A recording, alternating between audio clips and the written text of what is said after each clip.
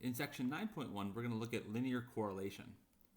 What is the relationship between the sets of variables? For example, we could look at the relationship between height and weight.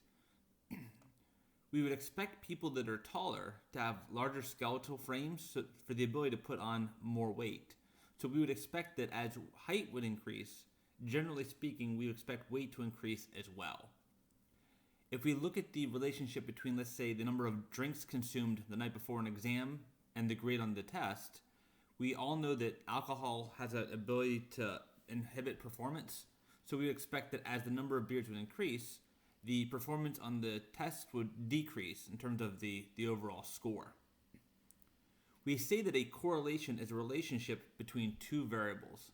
The data can be represented by the order pairs x and y, where for us, x will always be what we call the independent variable. It's also sometimes referred to as the explanatory variable, and y will be the dependent or the response variable. In this section, we will first graph scatterplots and use it to determine whether a linear correlation exists between two variables. If we look at this next set of graphs, we have 6 different graphs altogether.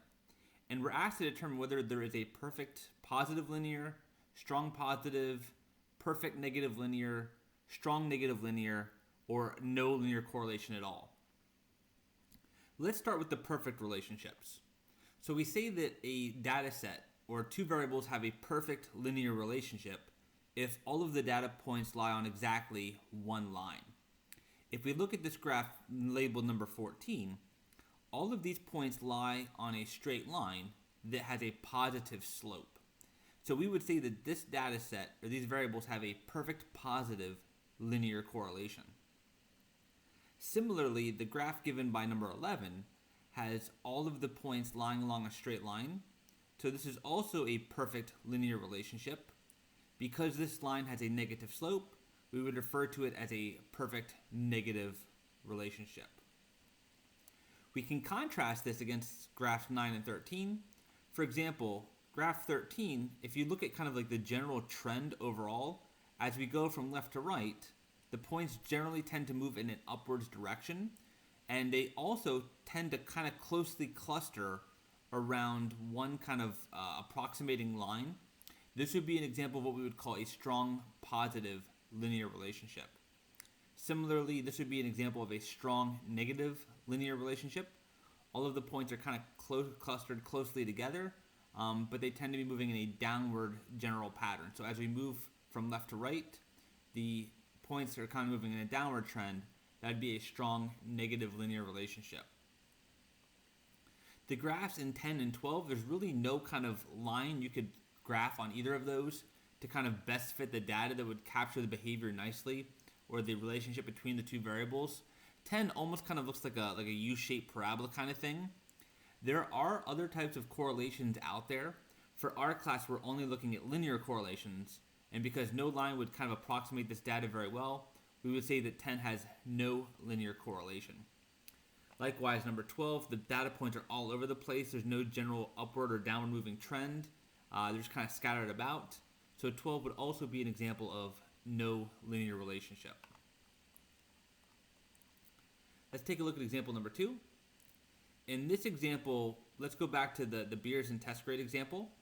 Suppose we have an individual that consumes this number of beers. So one student had 0, 1, 2, up to the last person that had, let's say, a 6-pack.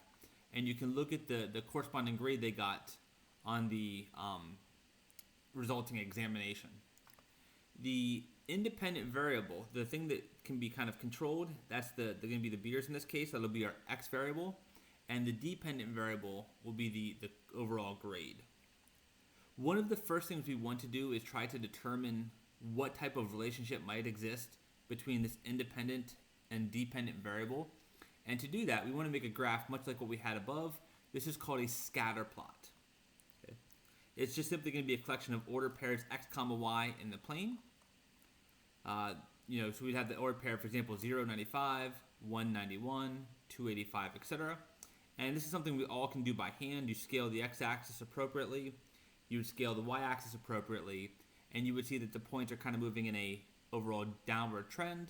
So as would be anticipated, we would expect the number of beers consumed and the resulting test grade to be negatively correlated. As the one variable increases, the other one would decrease. A scatter plot is something we can actually do in the calculator, and this will be very useful for the homework exercises as well as the last exam. Whenever you want to do a scatter plot of data, we're going to put this information into the calculator, and we're going to need to use two lists. So I go to Stat, we're going to go to Edit. For us, we always want to put the independent variable, which is the x values, are always going to go in list L1. The y values are going to go in list L2. From here, we want to graph this. So we have to do something which is called the stat plot. So if you look above the y equals key, which is right here, we have the option for stat plot. So we're going to do second y equals for the stat plot. And what we want to do is we want to turn the stat plot on. So I'm going to toggle plot 1 on by hitting enter. And then I'm just going to go ahead and right now it's set to off. If I hit enter one more time, then that will turn the stat plot on. You can choose the type of graph that you want to do. It has the ability to do things like scatter plots, which is what we're doing, trend lines, histograms, box whisker, etc. But all you should really need to do is hit the on button, and everything else should be set up for you.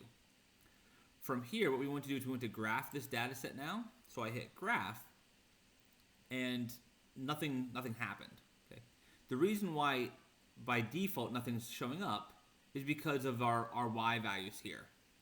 The standard graphing range for the calculator ranges from -10 to +10 on the x-axis and -10 to +10 on the y-axis. Here, my y values are between 40 and 95, so these points are way up here. My screen isn't going to show them. Okay. A convenient thing you can do one of two things. You can either manually go in and adjust the window yourself by setting the x-min, x-max, y-min, or y-max, or the calculator has this very awesome zoom feature. So if I click on the zoom button, which is right here, I can choose to go down. And choice number 9 says to zoom stat. And what that will do is that allow the calculator, based upon the data we entered, to choose an optimal style viewing window for our data set. So I'm going to go ahead and do a zoom stat. I hit enter. And as we said a moment ago, you can see that our data set is now plotted, and it does tend to be moving in a downwards direction. So just from the scatter plot, we can determine that x and y would have a negative linear correlation. Furthermore, if you had to kind of wager as to how strong it is, well, it's not going to be a perfect line, but it's awfully close. So this would be a very strong negative linear correlation between those two variables. Okay. The next thing we want to do is determine, well, how strong is it? Obviously, it's not perfect, but what separates, let's say, a strong relationship from a moderate to, let's say, like no relationship?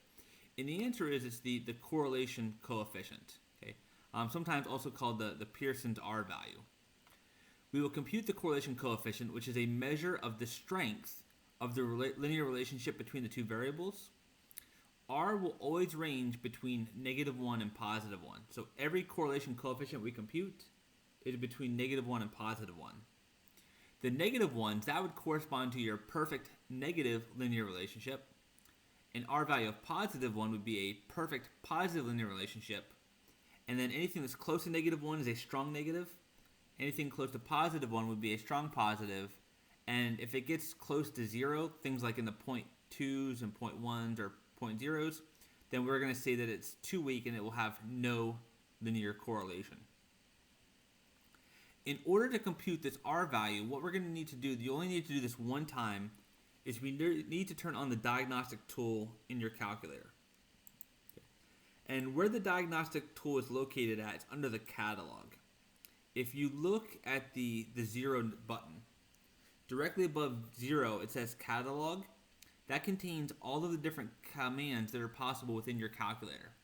To access it, we would do second 0.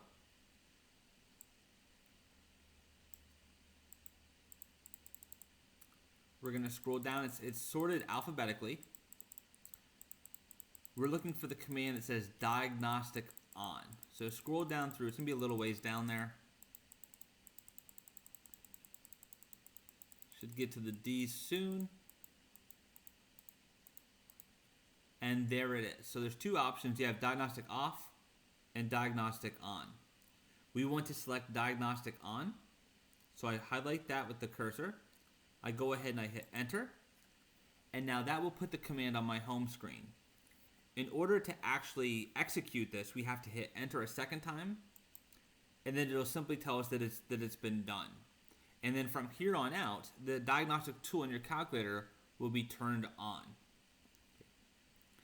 The new command that we're going to be using a lot in Chapter 9 is going to be what's called the linear regression command.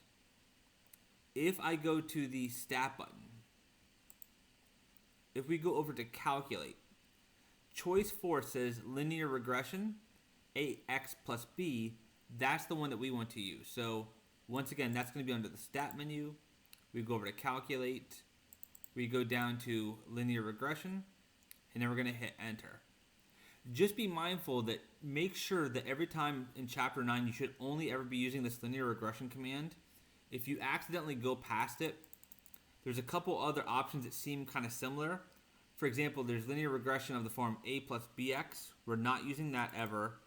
And there's another one that sometimes students will confuse, which is ln regression. Some people think that that means line regression, but this would actually be a natural log regression. So the one that we always want to use is going to be choice 4.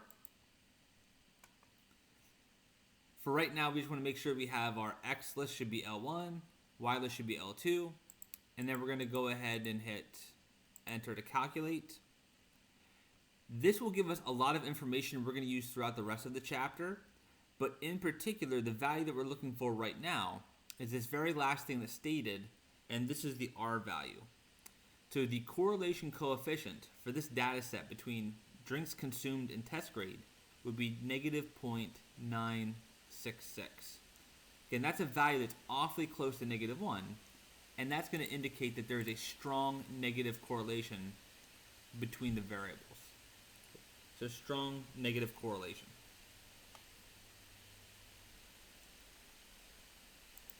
Let's take a look at example 3. Which value indicates a stronger correlation? R equals to 0.918 or R equals negative 0.932. If we inspect these two R values, so this one here would be indicative of a strong positive because it's awfully close to 1.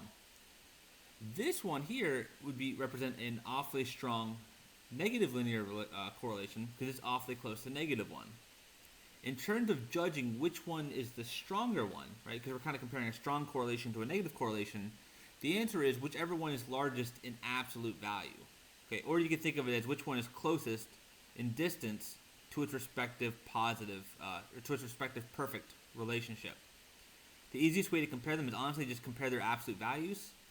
The absolute value of 0.918 is 0.918. The absolute value of negative 0.932 would be positive 0.932. And we see that in absolute value, this one is the greater of the two. And therefore, we can conclude that R equals negative 0.932 indicates a stronger correlation. This represents a stronger negative correlation than what that one would have a strong positive linear correlation.